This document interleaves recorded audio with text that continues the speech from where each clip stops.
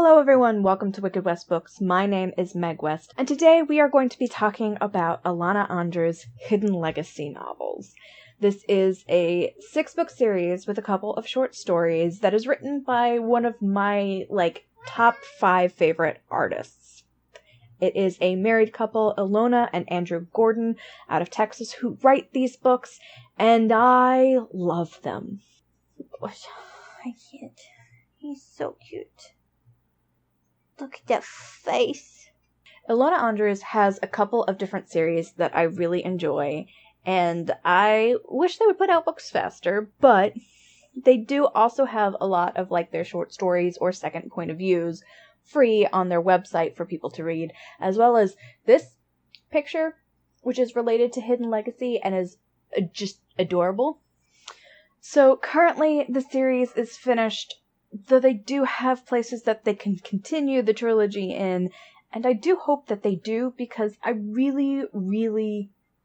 called it a trilogy. The series is through, but they could, if they wanted to, continue writing in it, and I do hope that they do. So this book series is in a world where someone basically developed, I won't call it Chemical X because I grew up on Powerpuff Girls, but basically that. It gives people superpowers. People developed the Osiris Serum, which was given out freely to anyone who was willing to take it, because this serum would either kill you or give you magical abilities. Obviously, at some point, the government realized that this is probably not the best thing to be given out freely, so they took it away. However, turns out the magical abilities can be passed down through the bloodlines. So this book series takes place in an alternative universe in Texas. And I have always loved the way that Ilona and Andrew write together, because my assumption is that she provides really great romance and compelling characters, and with his help the characters can be even more compelling, and he uses his military background to really help with plot points or just having characters who have military pasts and the way that they would think and behave, and the way that that can affect the plot throughout the books is just so good. Hidden Legacy series starts by following Nevada Baylor as she runs a detective agency, a private detective agency kind of, that is just her family members. And she takes little jobs like finding out if husbands are cheating on their wives, or if someone is lying about any disabilities for insurance purposes. And then one day, someone drops a big case on her. She is hired by a parent company to basically do a very dangerous job that the parent company doesn't want to waste resources on. They don't see anyone as succeeding at it, but they also have to put up a good front that this case can be solved, so they hire Nevada. And in the process of solving this case that is thrown onto her, she meets Connor Rogan, Mad Rogan, who was a military person that is no longer in the military, and is very confident about having people call him Mad Rogan versus his government name. And they don't meet in the best of circumstances. And yet, the romance that goes between them, it takes the 3 books. It's one of the things that I like about Ilona Andrews, is that their romances, they can get smutty, they can get dirty, but they take their time getting there and really build up the relationship and the tension between the characters before it gets to the point where they're actually together.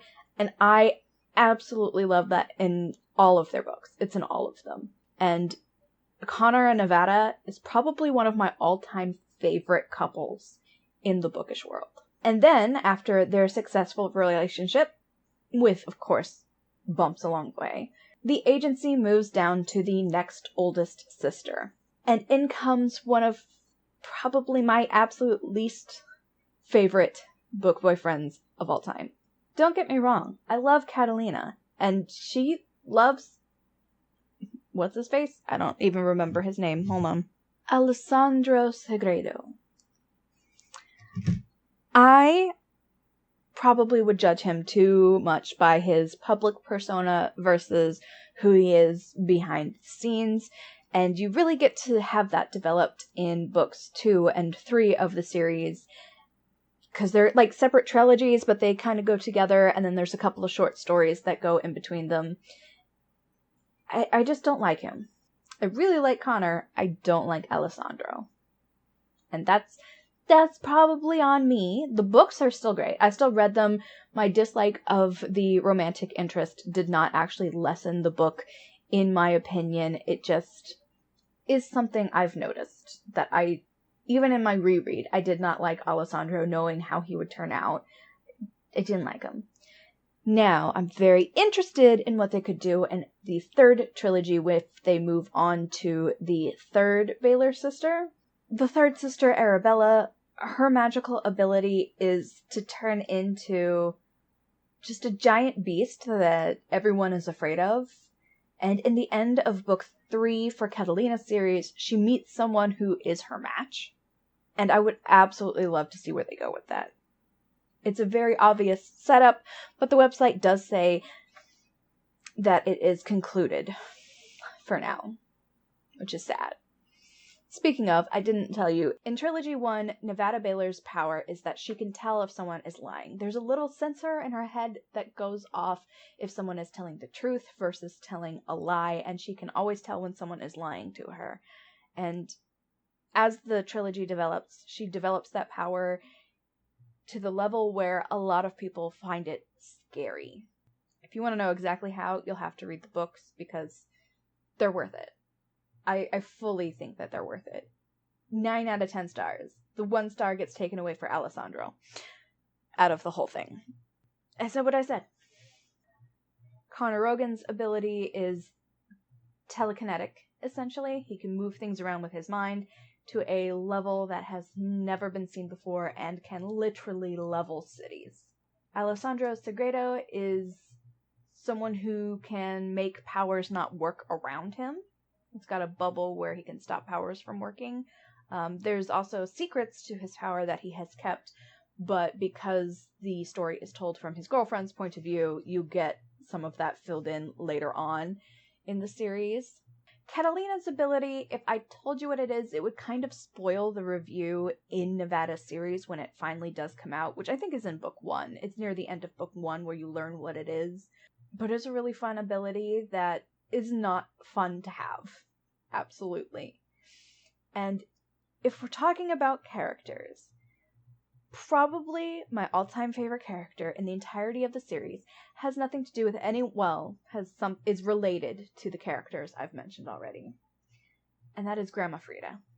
If you have ever read One for the Money by Jen Ivanovich, that series, the Stephanie Plum series, and you think of the grandma in that series, give that grandma the ability to talk to tanks, and you have Grandma Frida. She is out there. She is wild. She is more than willing to give her granddaughters as much crap as she can possibly take out on them.